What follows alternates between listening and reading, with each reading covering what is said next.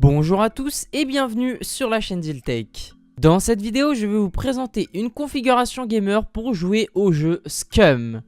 Je tiens à préciser que cette configuration ne disposera pas d'un OS, qu'il faudra la monter par vous-même et qu'elle ne disposera pas non plus d'une carte Wi-Fi intégrée.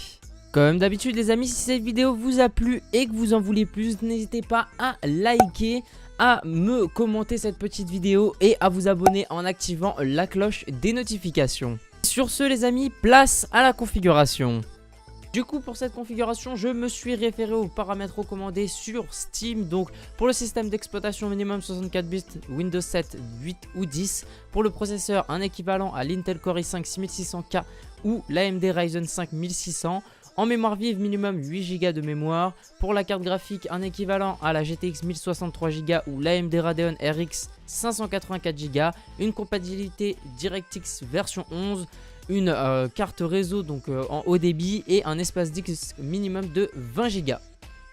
Pour le processeur les amis, j'ai décidé de partir sur un AMD Ryzen 5 1600X. Tout simplement la différence entre le 1600X et le 1600, c'est sa cadence, 3,2 Go pour le 1600, 3,6 pour le 1600X.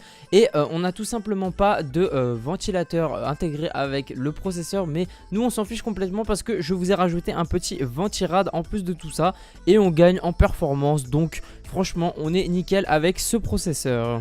Pour la carte mère, j'ai décidé d'adopter une Gigabit GA AB350 Gaming, donc une carte mère axée typée gaming comme son nom l'indique, en socket AM4, donc qui se couplera très bien avec notre 1600X. On est sur de la DDR4 et tout ça pour un prix de 90 €. Je trouve très abordable comme carte mère et je recommande vivement. Pour le refroidissement les amis, je suis parti sur un Be Quiet Pure Rock Slim, donc un ventirad de chez Be Quiet qui a fait ses preuves 1001 fois pour un prix de 24 €. Moi je trouve ça très abordable, comme ça on peut upgrade sur un 1600X à la place d'un 1600 avec le ventirad d'origine. Donc franchement un très bon compromis. Pour la carte graphique les amis, j'ai décidé d'opter pour la petite pépite que j'avais trouvée la dernière fois, donc la KFA2 GTX 1060 en 6 Go. Donc les amis on est sur du 6 Go à la place du 3 de recommandé. Et tout ça pour le même prix, 270 €, le même prix que la 580 RX et que la 1060 en 3 Go. Donc franchement je recommande, avec ça vous serez tranquille pour faire tourner votre petit jeu Scum et pour faire tourner les autres jeux. Donc vraiment petite bonne aff, je vous conseille.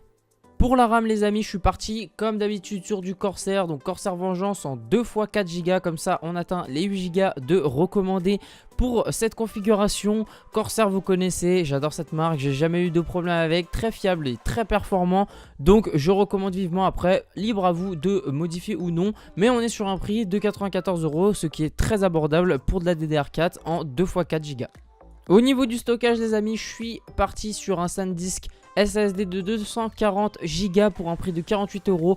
Parfait pour mettre votre OS et pour mettre quelques petits jeux pour éviter que ça lag et que ce soit un petit peu plus fluide. En plus du SSD, j'ai décidé d'opter pour un Western Digital 1 TO pour un prix de 48 €. Donc comme ça niveau stockage, vous êtes tranquille pour un petit moment et vous pourrez upgrade par la suite. Mais franchement c'est juste la base SSD et disque dur. Pour alimenter le tout, j'ai décidé d'opter pour une Corsair CX600, donc une alimentation de 600 watts, certifié 80 plus bronze. Donc avec ça, vous êtes tranquille pour faire tourner toute votre configuration et même vous pourrez upgrade par la suite pour quelque chose d'un petit peu plus puissant sans perte d'énergie. Et enfin pour conclure cette configuration, je suis parti sur un petit Be Quiet BGW20 pour le boîtier. Donc un boîtier de chez Be Quiet au format ATX avec un petit rappel orange qui me fait rappeler la petite combinaison des prisonniers du jeu.